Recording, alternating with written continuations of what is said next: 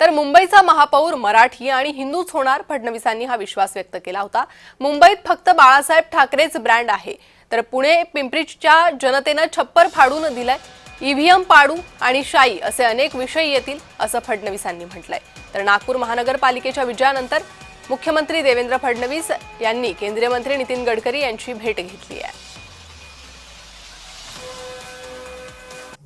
महाराष्ट्रामध्ये ब्रँड जर म्हणाल तर एकच होता, तो म्हणजे हिंदू हृदय सम्राट शिवसेना प्रमुख बाळासाहेब ठाकरे। इतर कोणीही आपल्याला ब्रँड समजणं हे अतिशय अयोग्य आहे। तशा पद्धतीने कोणीही समजू नये असं माझं मत आहे।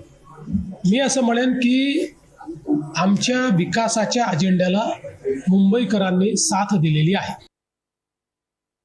मुंबईच्या महापौराच्या चर्चेला पूर्ण विराम आहे, कारण महायुतीचं बहुमत आलं आहे। महायुतीने पहिल्यांदाच स्पष्ट केलेलं आहे, महापौर महायुतीचा, महापौर मराठी, महापौर हिंदू।